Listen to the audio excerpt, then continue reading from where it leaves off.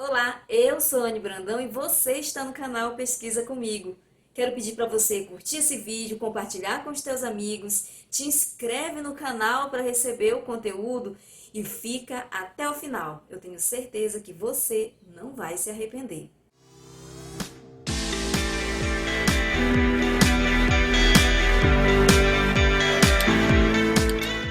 Muito bem, continuando aí os conteúdos sobre a organização metodológica dentro do projeto de pesquisa, que serve também mais lá para frente para a organização do seu material. Hoje nós vamos ver os métodos de abordagem, ver quantos eles se dividem, quais são as suas correntes filosóficas, como aplicar ele dentro do trabalho. Para a gente começar a perceber a importância da metodologia dentro da pesquisa. Muito bem, vamos dar continuidade aí da explicação dessa organização metodológica. Nós já vimos a princípio os tipos de pesquisa, se ela é qualitativa ou quantitativa, ou se são as duas coisas ao mesmo tempo. Eu gostaria de compartilhar com vocês uma informação muito legal. Essa semana eu assisti a uma defesa de tese e um dos avaliadores falou o seguinte, que quanto ao tipo de pesquisa, a própria forma como nós a desenvolvemos e organizamos dentro do nosso trabalho, ela por si já fala se ela é qualitativa ou quantitativa. Mas é aquela questão, você que está iniciando, é muito bom você conhecer as etapas, como elas se processam. Claro que nesse caso era uma defesa, uma tese, né? Algo aí que é muito trabalhoso e tem anos de pesquisa para ser desenvolvido. Quando a gente ganha mais maturidade, acho que é importante refletir em relação a essa observação. O tema de hoje serão os métodos de abordagens.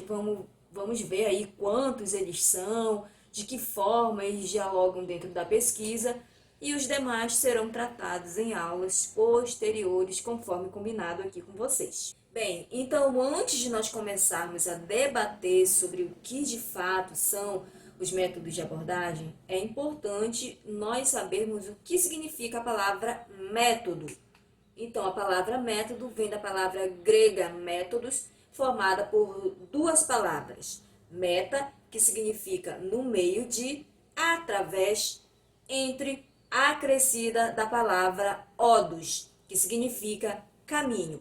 Assim, podemos dizer que o método significa a forma de proceder ao longo de um caminho. Partindo da concepção de que método é um procedimento ou um caminho para alcançar determinado fim, e que a finalidade da ciência é a busca do conhecimento, podemos dizer que o método científico ele é um conjunto de procedimentos adotados com o propósito de atingir o conhecimento. De acordo com o Trujillo Ferrari, esse método ele é um traço característico da ciência, constituindo-se em um instrumento básico que ordena inicialmente o pensamento em sistemas e traça o procedimento do cientista ao longo do caminho até atingir o seu objetivo pré-estabelecido.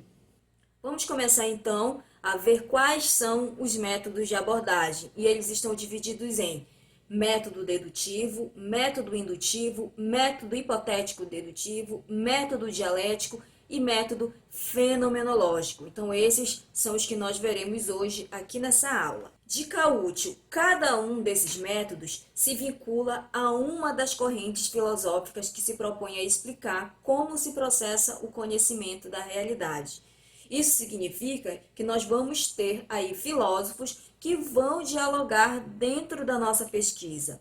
Esses métodos eles não foram criados aleatoriamente, estão aí no contexto histórico, o seu surgimento, e dependendo do nosso tema, nós adotamos esse tipo de método e, consequentemente, alguns autores, filósofos, inclusive, que discutem o tema. A utilização do método científico, ele não é exclusivo da ciência, sendo possível a gente utilizar ele para resolver problemas do cotidiano. Eles também destacam que não há ciência sem o emprego dos métodos científicos. Muitos foram os pensadores e filósofos que buscaram definir um método único, com a tentativa de aplicar a todas as ciências. Isso culminou no surgimento de diferentes correntes de pensamento que às vezes elas se conflitam e na atualidade elas inclusive já admitem o seu convívio e a combinação de métodos científicos diferentes, mas dependendo aí do seu objeto de investigação e também do seu tipo de pesquisa. Essas correntes filosóficas, elas estão organizadas da seguinte forma.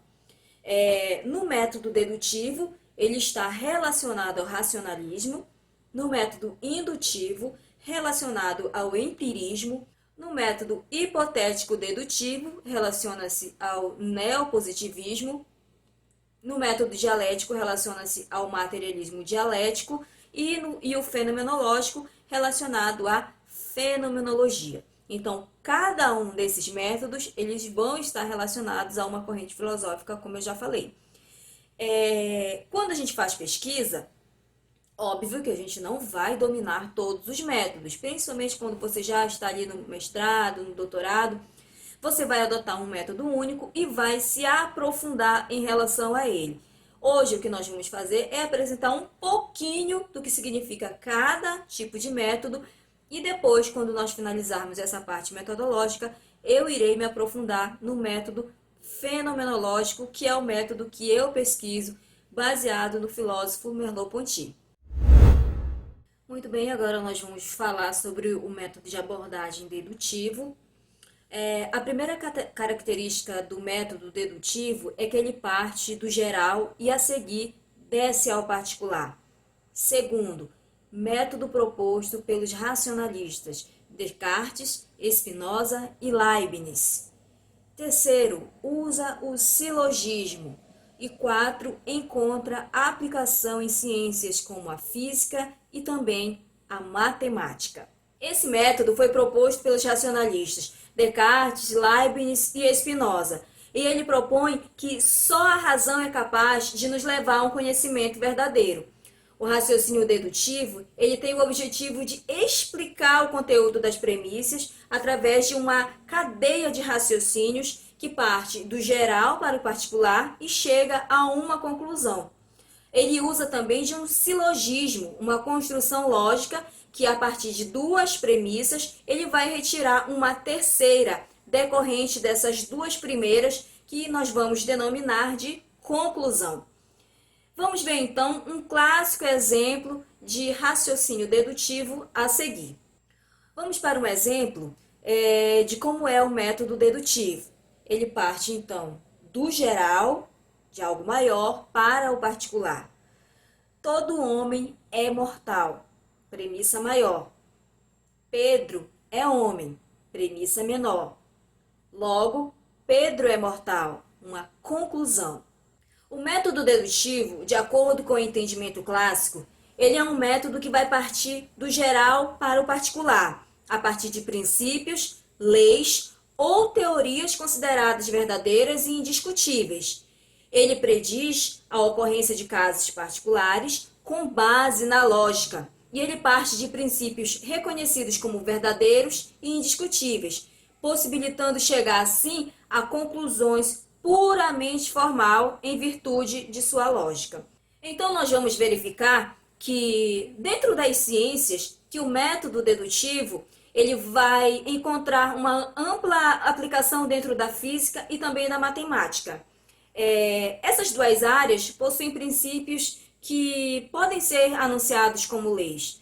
Já nas ciências sociais, o uso desse método ele vai ser mais restrito, em função da dificuldade de obter esses argumentos gerais, cuja verdade não possa ser colocada em dúvida. E agora, então, quais as características do método indutivo? Primeiro, ele é responsável pela generalização. Segundo, não ocorre mediante escolhas a prioridades respostas. Terceiro, partimos de algo particular para uma questão mais ampla. E quarto, parte de um fenômeno para chegar a uma lei geral.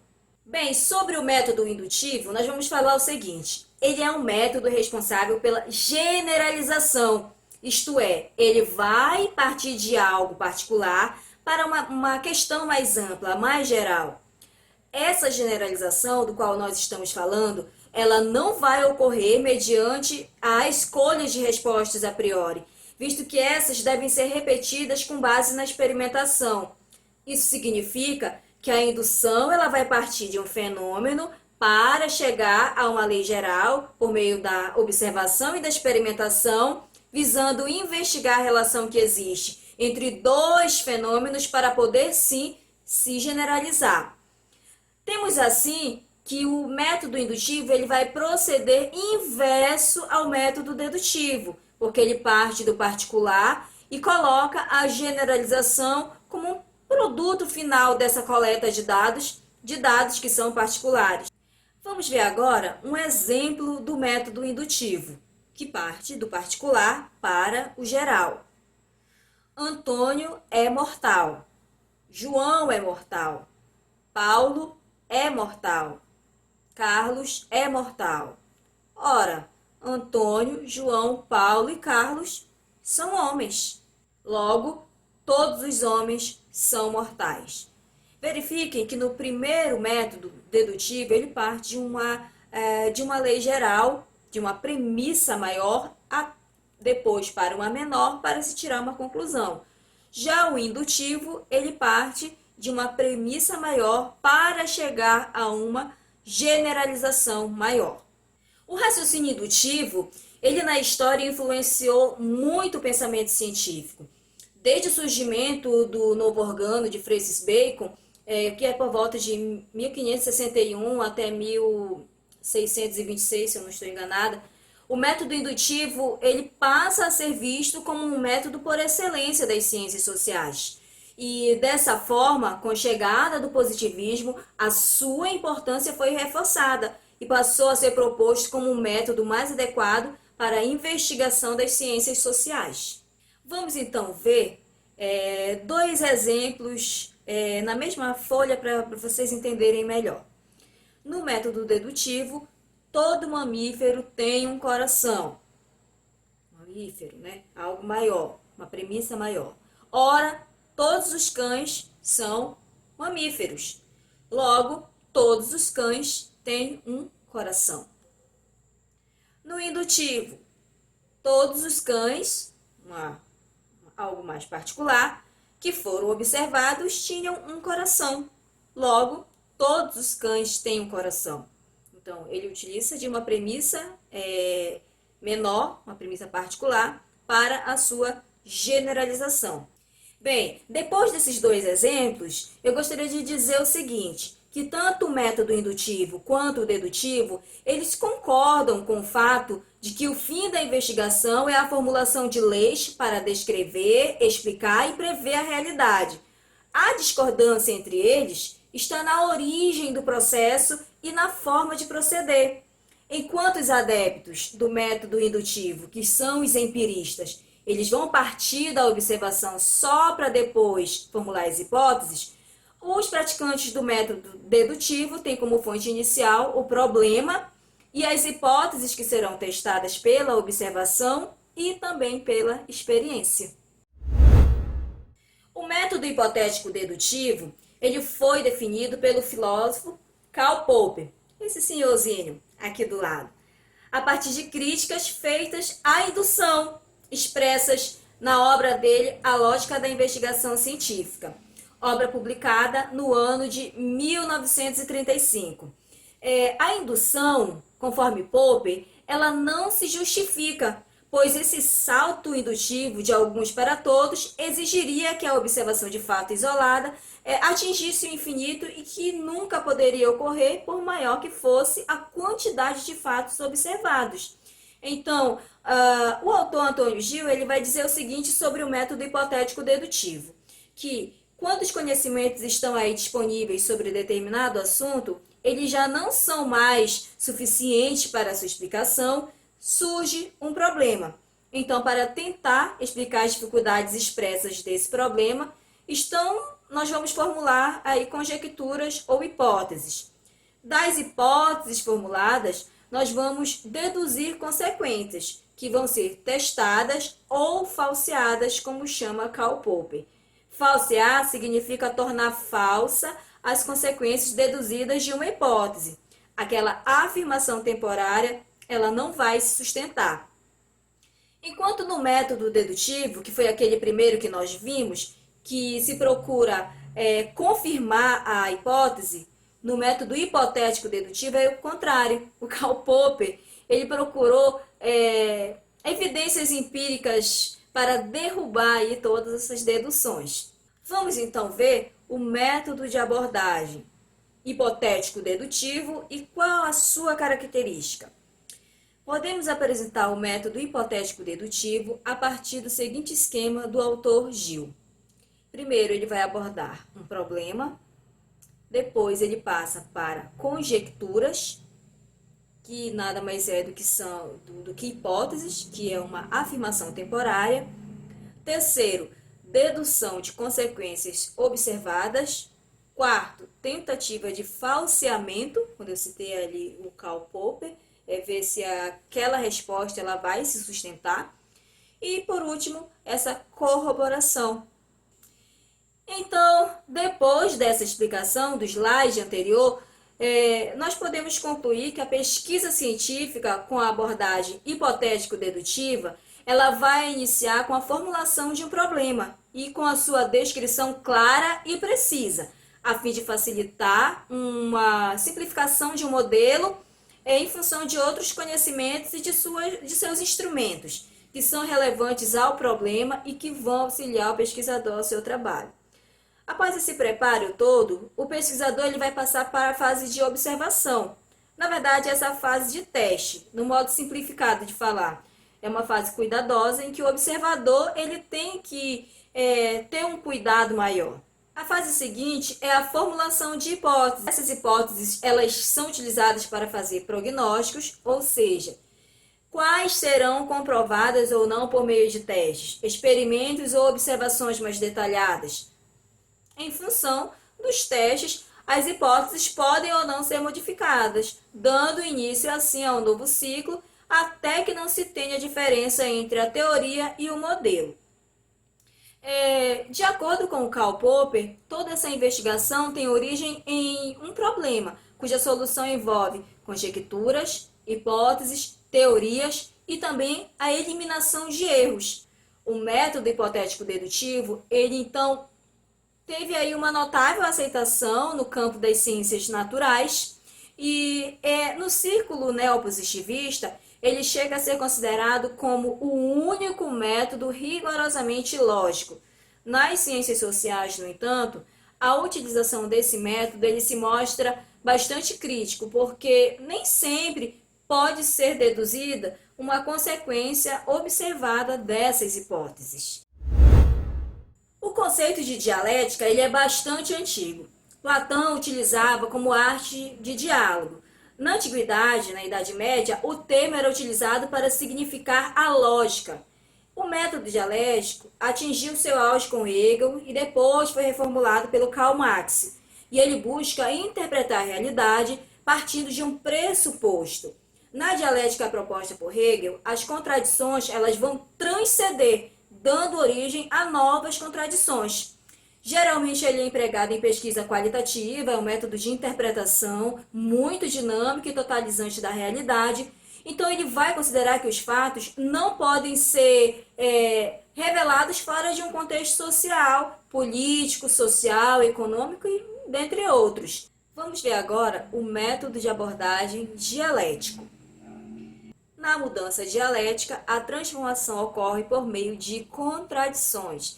Assim, como a dialética privilegia as mudanças qualitativas, ela se opõe a qualquer modo de pensar em que a ordem quantitativa se torne norma. As leis da dialética está relacionada em uma ação recíproca em que o mundo não pode ser entendido como um conjunto de coisas, mas como um conjunto de processos, porque as coisas elas estão em constante mudança, sempre em vias de transformar. Ou seja, o fim de um processo é sempre o começo de outro. As coisas e os acontecimentos, eles existem e estão ligados entre si, dependentes uns dos outros.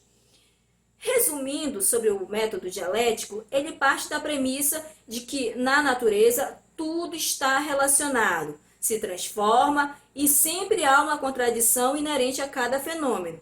Nesse tipo de método, para conhecer cada fenômeno ou objeto, o pesquisador precisa estudá-lo em todos os seus aspectos, suas relações, suas conexões, sem tratar o conhecimento como algo rígido, fechado, pois tudo no mundo está em constante mudança. Assim como a dialética privilegia as mudanças qualitativas, lógico que ela vai se opor a qualquer modelo em que a ordem quantitativa se estabeleça como norma. E agora o último método, o método fenomenológico, não menos importante, tá bom? É o método que eu trabalho e trabalho com o filósofo Merleau-Ponty. Eu vou criar aqui no canal uma playlist especial sobre fenomenologia, principalmente porque agora eu estou me aprofundando em outros autores, como Edmund Husserl, que é o pai da fenomenologia, e também o Martin Heidegger. A fenomenologia não se preocupa, pois, com algo desconhecido, que se encontre atrás do fenômeno. Só visa o dado sem querer decidir se esse dado é uma realidade ou uma aparência. Nesse tipo de método, nós temos que também tomar cuidado aí com o tipo de filósofo que será adotado. Até porque Edmund Husserl, que é o pai da fenomenologia, ele tem uma abordagem, Martin Heidegger vai ter outra e o filósofo Merleau-Ponty vai ter outra. Então, muito cuidado ao abordar o método e o autor que vai sustentar esse método na sua pesquisa. O método fenomenológico, tal como foi apresentado por Edmund Husserl, pai da fenomenologia, ele propõe estabelecer uma base segura e liberta dessas proposições que nós vimos nos outros métodos. Ou seja, ele não parte de uma verdade. Para Husserl, as certezas positivas que permeiam os discursos das ciências empíricas, elas são ingênuas. E a suprema fronte de toda dessa percepção racional é a nossa consciência originária. Daí a primeira regra do método fenomenológico, ou seja, avançar para as próprias coisas. Por coisa, nós vamos entender propriamente o fenômeno, aquilo que é visto diante da consciência. A fenomenologia não vai se preocupar com algo que é desconhecido, que se encontra atrás do fenômeno, sem querer decidir se aquele dado é uma realidade, ou uma aparência, é uma verdade ou não. Ela não procura explicar nada. A fenomenologia, ela não explica mediante nenhuma lei, nem vai deduzir a partir de princípios, mas ela vai considerar imediatamente o que está presente, a consciência, ou seja, o objeto a ser pesquisado. Consequentemente, tem uma tendência orientada para o objeto, ou seja, o método fenomenológico, ele limita-se aos aspectos essenciais e intrínsecos ao fenômeno, mas sem lançar mão de deduções e empirismos, mas sempre buscando compreender o dado, o fenômeno e a sua natureza. O que vai importar para a fenomenologia é a percepção do outro. E quando nós nos aprofundarmos no método fenomenológico, nós vamos inclusive tratar de quais técnicas são mais adequadas para se trabalhar com ele. Muito bem, essa foi a nossa aula de hoje sobre os métodos de abordagem. Espero que vocês tenham conseguido aí absorver inicialmente os conceitos de cada método e na nossa próxima aula nós veremos os métodos de procedimentos. Até a próxima aula!